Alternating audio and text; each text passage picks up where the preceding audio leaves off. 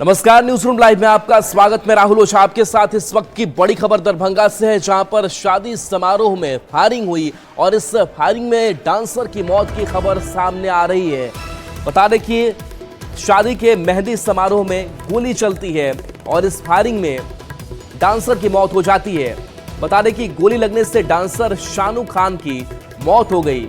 मुजफ्फरपुर से 3 डांसर बुलाई गई थी। जाले के जोगियारा की यह घटना सामने आई है। विपिन कुमार दास हमारे साथ न्यूज 18 संवाददाता फोन लाइन पर जुड़े हुए हैं। विपिन, लगातार प्रशासन की भी चौकसी रहती है कि फायरिंग इस तरीके से ना किया जाए, लोगों को भी जागरूक किया जाता है, लेकिन आए दिन ऐसी फायरिंग होती है, लोगों की जान जाती है। क्या हुआ दरभंगा में? जी, बता दें कि ये जाले थाना क्षेत्र के जोगियारा गांव का मामला है और ये तीनों जो डांसर है, ये मुजफ्फरपुर से राम विनय सिंह के बेटे की मेहंदी थी, जिसमें ये लोग जो लाया गया था वो प्रभात कुमार के द्वारा शानू खान के बीच ये तय हुआ था। और जिसके बाद जो डांसर है उनके जो उन्होंने बताया उसके अनुसार पूरी रात कहे तो फायरिंग चल रही थी और ये लोग डर से वहाँ डांस नहीं करना चाह रहे थे, लेकिन जबरन इन लोग को डांस कराया जा रहा था। इसी बीच जो शानू खान की मौत हुई है, उनकी पेट में हर्ष फायरिंग के दौरान उसको गोली लगी है और जिसके मौके पर ही वो मौत हो गई। और अभी तत्काल ये बताया जा रहा है कि जिनके यहाँ घटना हुआ था वो पूरे परिवार जो है घर छोड़कर फरार है। लेकिन सवाल ये है कि जब डांसर करी कि पूरी रात फायरिंग हो रही थी, तो आखिर प्रशासन कहाँ था, वहाँ तक खबर क्यों नहीं पहुंची? और यदि सही समय पर पुलिस आ जाती तो शायद ये डांसर की जान बच जाती। जी चलिए, शुक्रिया विपिन इस अपडेट के लिए आपका। और पटना से बड़ी खबर, जहां सीएम नीतीश कुमार आज एक बार फिर से हलचल में आए। वो अपने आवास से बाहर निकले और कई नेताओं से मुलाकात कर डाली। ऐसा सिलसिला लगातार मुख्यमंत्री नीतीश कुमार को लेकर देखने को मिल रहा है। और आज एक बार फिर से अचानक सीएम आवास से नीतीश कुमार निकले। अशोक चौधरी ललन सिंह से मुलाकात करने के लिए वो चले गए। कुछ देर की मुलाकात के बाद सीएम नीतीश वापस लौट आए। तो ये तस्वीर आपको दिखा रहे हैं, जहां अशोक चौधरी ललन सिंह के घर जाकर मुलाकात की है मुख्यमंत्री नीतीश कुमार ने। और इससे पहले भी कई दफे ऐसा देखा गया है कि अचानक अपने आवास से मुख्यमंत्री अपने काफिले के साथ निकलते हैं और जाकर के उनके जो करीबी नेता हैं उनसे मुलाकात करते हैं, बातचीत करते हैं। और एक बार फिर से इस मुलाकात की तस्वीर सामने आई है।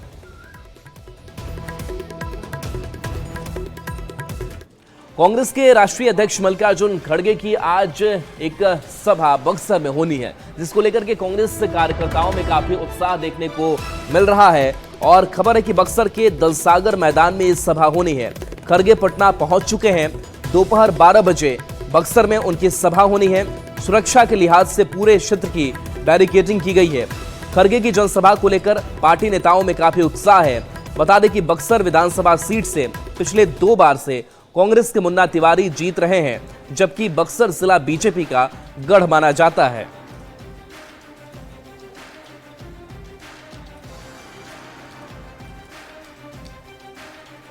पिछला बार भी 15 से हम लोग हैं, आज़ादी के बाद से हम लोग हैं।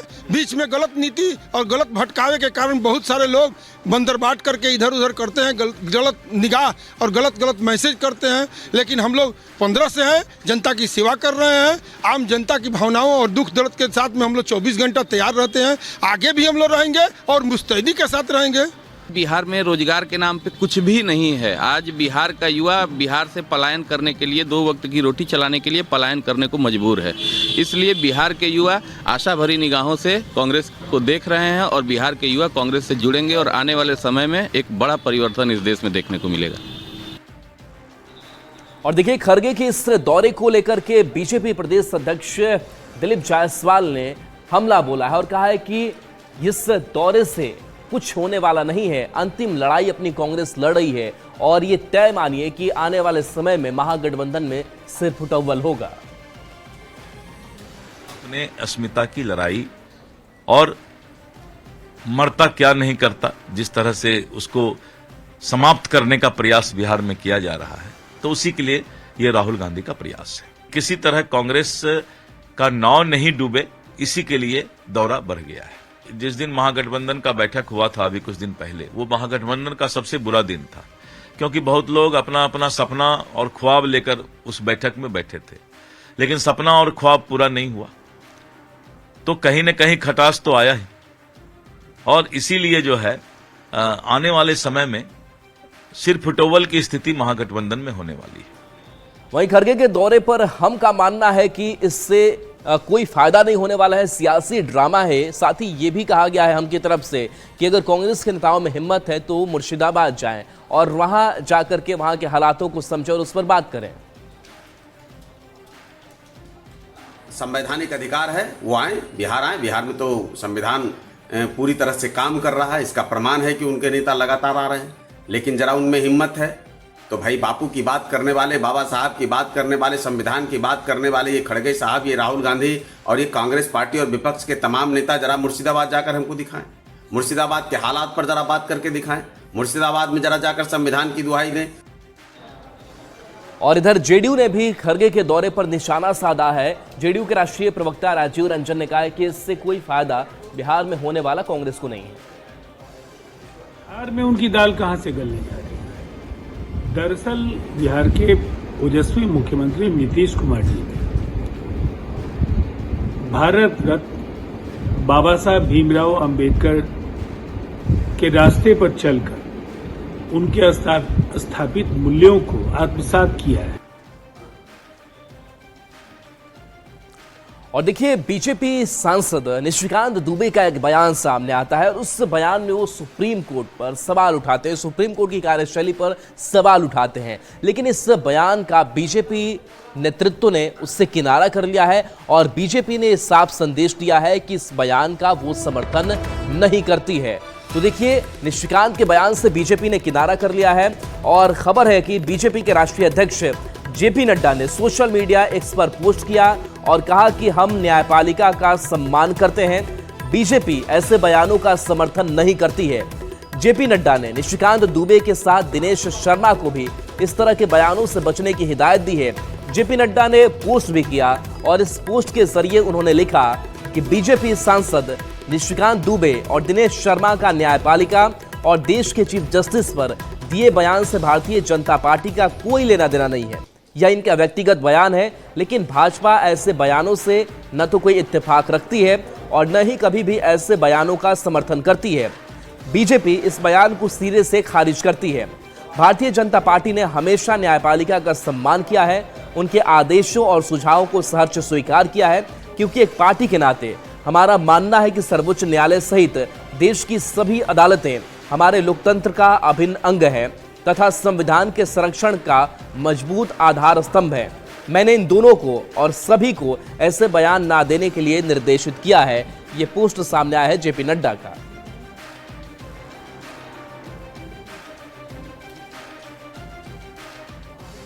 तो सुप्रीम कोर्ट पर निशिकांत दुबे ने क्या कुछ कहा था, टिप्पणी की थी, वो आपको सुनाते हैं। जितने गृह युद्ध हो रहे हैं उसके जिम्मेवार केवल यहाँ के chief justice of India Sanjeev Khanna साहब। आप जब राम मंदिर का विषय होता है तो आप राम मंदिर में कहते हो कि कागज दिखाओ, कागज दिखाओ। कृष्ण जन्मभूमि का मामला आएगा मथुरा में तो कहोगे कागज दिखाओ। आप जब शिव की बात होगी, ज्ञानवापी मस्जिद की बात आएगी, कागज दिखाओ। और आज केवल आप मुगलों के आने के बाद जो मस्जिद बने हैं उसके लिए कहते हैं कि आप कागज कहाँ से दिखाओ। इस देश में धार्मिक युद्ध भड़काने के लिए केवल और केवल सुप्रीम कोर्ट जिम्मेवार है। सुप्रीम कोर्ट का एकमात्र उद्देश्य है show me the face will show you the law. Supreme court अपनी सीमा से बाहर जा रहा है। सुप्रीम कोर्ट की सीमा यह है कि भारत का संविधान जिस कानून को बनाया उस कानून की उसको व्याख्या करनी है, और यदि वो व्याख्या नहीं कर सकती है और सब कुछ के लिए सुप्रीम कोर्ट जाना है तो इस संसद का कोई मतलब नहीं है, विधानसभा का कोई मतलब नहीं है, उसको बंद कर देना चाहिए। निशिकांत दुबे के इस बयान का विरोध जेएमएम ने भी किया है और कहा है कि यह सुप्रीम कोर्ट के अवमानना का मामला बनता है। तो देखिए, राज्य से खबर जहां निशिकांत दुबे पर जेएमएम अब हमलावर है और जेएमएम प्रवक्ता मनोज पांडे का कहना है कि यह पूरी तरह से सुप्रीम कोर्ट की अवमानना का मामला है, जिस पर उच्चतम न्यायालय को संज्ञान लेना चाहिए। ऐसे बड़बोले सांसद के ऊपर कोर्ट को कड़ी कार्रवाई करनी चाहिए।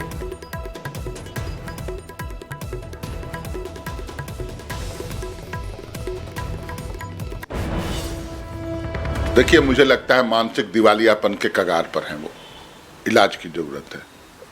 एक सांसद की इतनी दुस्साहस कि चीफ जस्टिस के खिलाफ इस तरह का वक्तव्य, मुझे लगता है ये शुद्ध रूप से अवमानना का मामला है।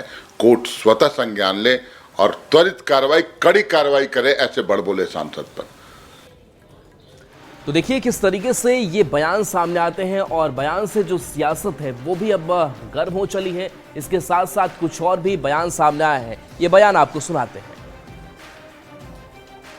मणिपुर की बात थी, सुप्रीम कोर्ट ने, आपको याद होगा, सुओ मोटो उसका कॉग्निजेंस लिया। मुर्शिदाबाद में और वेस्ट बंगाल के कई जगहों पे पूरा वेस्ट बंगाल लगभग जल रहा है आज की तारीख में, और सुप्रीम कोर्ट की आंखें बंद हैं। तो पूरा देश, देखिए मैं तो वकीलों का भी प्रतिनिधि हूँ, जनप्रतिनिधि भी हूँ, तो पूरा देश की निगाहें सुप्रीम कोर्ट पर भी हैं।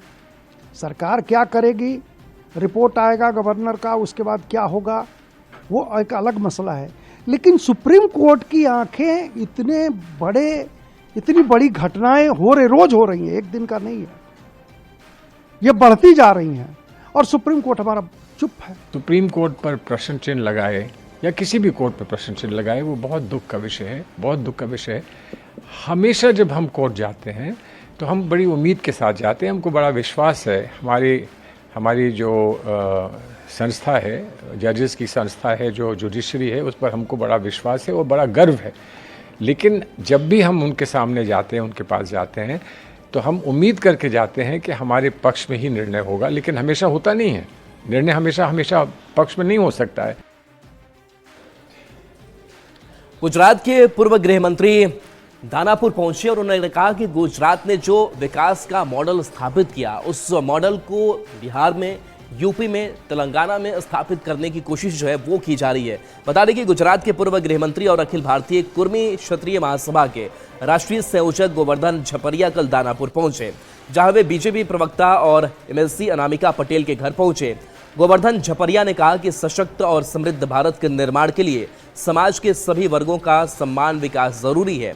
उन्होंने गुजरात में स्थापित विकास मॉडल का जिक्र किया और कहा कि इसे बिहार, यूपी, तेलंगाना जैसे राज्यों में भी लागू करने का प्रयास किया जा रहा है।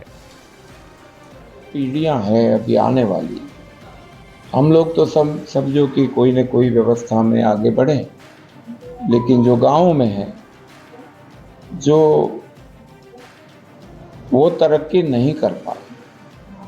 सरकारों से जो भी सरकार रहती है, अच्छी मदद मिलती रहती, सभी समाज को मिलती है।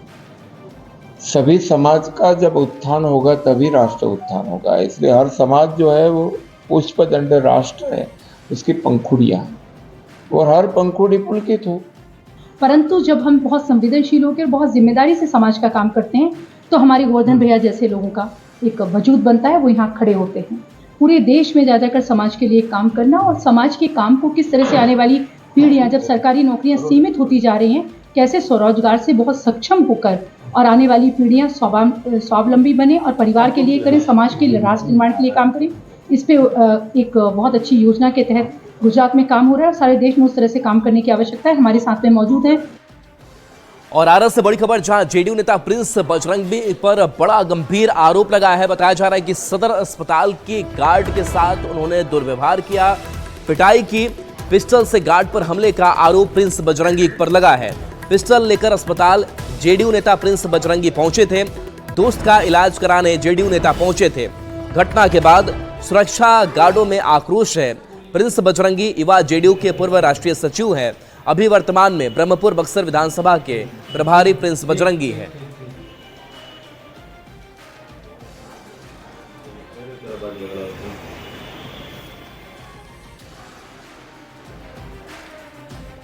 छपरा में भू माफियाओं के दुस्साहस ने प्रशासनिक अधिकारियों के होश उड़ा दिए हैं। कुछ ऐसा ही मामला सामने आया है, जहां पर निबंधन कार्यालय ये भू माफिया पहुंचते हैं, जो जमीन के कागजात होते हैं उसमें हेरफेर करते हैं और ऐसी घटना को वो अंजाम देते हैं। निबंधन कार्यालय तक पहुंचकर भूमाफिया ने जमीन के रिकॉर्ड से ही छेड़छाड़ को अंजाम दिया है और दस्तावेजों को बदल दिया है। इतना ही नहीं, जमीन माफिया की एक और बड़ी करतूत सामने आई है, जिसमें ये लोग फर्जी तरीके से दूसरों की जमीन बेच रहे हैं। चौंकाने वाला मामला सामने आने के बाद सारण के डीएम अमन समीर ने गंभीरता दिखाई है, नगर थाने में प्राथमिकी दर्ज कराई है। पुलिस ने जब जांच शुरू की तो निबंधन कार्यालय में और कई जगहों से गड़बड़ी की बात सामने आई है, जिसके बाद जांच का दायरा बढ़ा दिया गया है।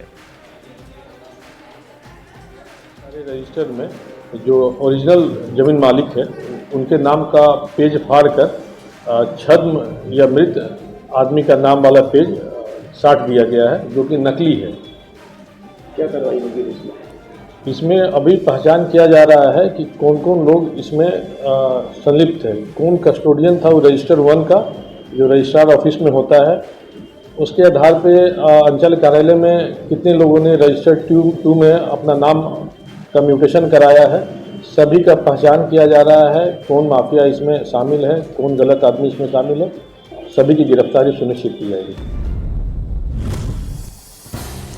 और देखिए, भूमाफिया की इस खेल पर कई सवाल भी उठते हैं। सवाल है कि निबंधन कार्यालय तक भूमाफिया की पहुंच कैसे है। सवाल यह भी है कि बिना मिलीभगत के रिकॉर्ड से छेड़छाड़ क्या संभव है, और सवाल यह भी कि दस्तावेजों को बदलने का खेल कब से चल रहा है। संतोष गुप्ता हमारे साथ न्यूज 18 संवाददाता जुड़े हुए हैं। संतोष, आखिर जो निबंधन कार्यालय है वहां किस तरीके से पहुंच इन भूमाफियाओं की, और वहां जो गड़बड़ियां होती हैं, क्या ये नहीं माना जाए कि उस दफ्तर के भी कई लोग होंगे जिनकी संलिप्तता होगी? जी बिल्कुल, इससे इनकार नहीं किया जा सकता कि रजिस्ट्री ऑफिस के भी कुछ लोग इसमें मिले हो सकते हैं। डीएम ने भी ये माना है कि कहीं ना कहीं कुछ गड़बड़ियां हुई है रजिस्ट्री ऑफिस से भी। लेकिन सबसे बड़ी बात है कि जिस तरह से रजिस्टर 1 में छेड़छाड़ करके पूरे रिकॉर्ड को बदल दिया गया है। आप देख सकते हैं कि हमारे पास एक्सक्लूसिव विजुअल्स है, जो रिकॉर्ड है। आप देख सकते हैं कि जो पुराने दस्तावेज है, जो कि रिकॉर्ड के कागज है, वो काफी गंदे हैं, काफी पुराने कागज दिख रहे हैं। लेकिन उसके साथ कुछ नए कागज उसमें अलग से लगाए गए हैं, जिसमें छेड़छाड़ करके जमीन मालिकों का नाम बदल दिया गया है। उसके बाद आरटीआई के जरिए मांगा जाता है कि रिकॉर्ड में इस जमीन का मालिक कौन है, तो रजिस्ट्री कार्यालय के लोग उन्हें उस मालिक का नाम बता देते हैं और उसको दिखा करके फिर भूमाफिया जमीन को बेचते हैं गलत तरीके से। और भोले भाले लोग जो घर बनाने का सपना देखते हैं वो लोग फंस जाते हैं। इस पूरे खेल का खुलासा खुद सारण के डीएम अमन समीर ने किया है और उन्हीं के निर्देश पर नगर थाने में एफआईआर भी दर्ज की गई है, जिसके बाद एक एसआईटी का गठन किया गया है, जिसको लेकर के एएसपी ने रजिस्ट्री कार्यालय में भी जांच की है। और उन्होंने माना है कि बड़े पैमाने पर इसमें धांधली हुई है। उससे जो दस्तावेज है उसको भी वेरीफाई किया गया है। उन्होंने वेरीफाई करने के बाद बताया है कि जो रजिस्टर 1 है उसमें बड़े पैमाने पर छेड़छाड़ की गई है, कई लोगों के नाम बदल दिए गए हैं। तो ये पूरा मामला अब जांच के दायरे में जो भी भूमाफिया इसमें शामिल है उन लोगों की पहचान की जा रही है। क्योंकि जो हमें जानकारी मिली है, कई ऐसे लोग दस्तावेज में शामिल किए गए हैं जो कि मृत हो चुके हैं, जो मरे हुए लोगों का नाम शामिल कर दिया गया है। बाद में उनके जो आश्रित है उन लोगों ने किसी तरह से जमीन का म्यूटेशन करा करके और उस जमीन पर अपना दावा कायम किया है और उस जमीन को बेचा है या फिर उसका इस्तेमाल कर रहे थे। इन तमाम लोग अब जांच के दायरे में और पुलिस इन पर कड़ी कार्रवाई की बात कह रही है। जी चलिए, शुक्रिया संतोष इस अपडेट के लिए आपका। और कटिहार से बड़ी खबर, जहां पर बताया जा रहा है कि भूसे के ढेर से सोना और चांदी मिला है, और ये सोने और चांदी जो है वो चोरी के बताया जा रहे हैं। तो भूसे के ढेर से सोना और चांदी मिलने की खबर है। करीब 2.5 किलो चांदी बरामद की गई है। चांदी के साथ 4 लोग गिरफ्तार भी किए गए हैं। पिछले दिनों हुई चोरी की वारदात हुई थी, चोरी के गहने खरीदने वाला भी गिरफ्तार किया गया है। 65,000 रुपए भी यहां से बरामद हुए हैं। चोरी में इस्तेमाल कई सामान पुलिस को मिले हैं।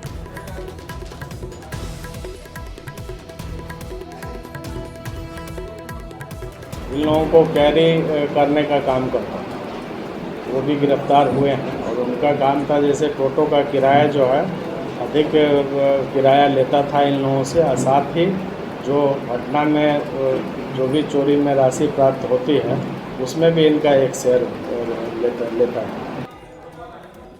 और देखिए, बेतिया पुलिस लाइन में अंधाधुंध फायरिंग होती है और इस फायरिंग में एक सिपाही की मौत हो जाती है। अब इस पूरे मामले को लेकर के अब पुलिस भी एक्शन में दिखाई दे रही है। बता दें कि दूसरे सिपाही की मौत मामले की जांच तेज हो गई है। आरोपी सिपाही सरजीत को गिरफ्तार कर लिया गया है। पुलिस ने हत्या में इस्तेमाल हथियार को भी बरामद किया है। घटना के बाद पुलिस लाइन में भी सन्नाटा पसरा है। बता दें कि 2 सिपाही सरजीत और सोनू कुमार के बीच किसी बात को लेकर विवाद हुआ था। इसी दौरान सरजीत ने अंधाधुंध फायरिंग शुरू कर दी और सिपाही सोनू को 11 गोली मार दी थी, जिससे सोनू की वहीं पर मौत हुई थी। जांच में जो लग रहा है कि दोनों सिपाही में कुछ पहले से विवाद था, उसको लेकर के एक सिपाही सरजीत कुमार है, उनके द्वारा राइफल से गोली चला दी गई है। टारगेट करके एक सिपाही को उस पर गोली चलाई गई है, जिसमें उनकी डेथ हो गई है। बेतिया पुलिस लाइन में दो सिपाहियों के आपसी विवाद के बाद जिस तरह से हादसा सामने आया है, उससे पूरा पुलिस परिवार सदमे में है। और जिस तरह से सरजीत और सोनू की लड़ाई के बाद अचानक पुलिस लाइन गोलियों की तड़तड़ाहट से थर्रा गया, उसके बाद सोनू की मौके पर मौत तो जरूर हो गई, लेकिन डीआईजी के नेतृत्व में तमाम अधिकारियों की टीम ने भी इस पुलिस बैरक का जायजा लिया और सीधे तौर पर हम तस्वीरें दिखाने की कोशिश कर रहे हैं। देख सकते हैं कि जिस तरह इस घटना के बाद पूरे पुलिस बैरक में मातमी सन्नाटा छाया हुआ है, लेकिन घटना को लेकर अटकलों का बाजार गर्म है कि आपसी विवाद में कल तक दोनों दोस्त रहने वाले साथी ने कैसे एक दूसरे पर तबातुल एक के बाद 11 गोलियां चला दी थी। तो निश्चित तौर पर यह उस जवान के गुस्सा को दिखाता है कि आखिर में एक साथी जवान पर अचानक गोलियों की जो बौछार कर दी जाती है, जिसके बाद पूरे पुलिस परिवार की तरफ में हालांकि उसकी गिरफ्तारी हो चुकी है, उस हथियार को भी जब्त किया जा चुका है और उससे लगातार पूछताछ की जा रही है। तो अब देखना होगा कि बेतिया पुलिस कब तक सही कारणों का खुलासा कर पाती है। लेकिन जिस तरह से अटकलें लगाई जा रही थी कि दोनों के बीच में पारिवारिक संबंध कल तक रहे हैं, दोनों एक साथ सिकटा थाने में प्रतिनियुक्त भी रहे हैं, और अचानक पुलिस लाइन में तैनाती के दौरान और पुलिस बैरक में जिस तरह से हादसा सामने आया है, उससे पूरा पुलिस परिवार दहशत में है। मुन्ना राज, न्यूज़ 18 बेतिया। और चलिए न्यूज़ रूम लाइव में इतना ही। न्यूज़ 18 बिहार झारखंड पर खबरें आपके लिए लगातार जारी।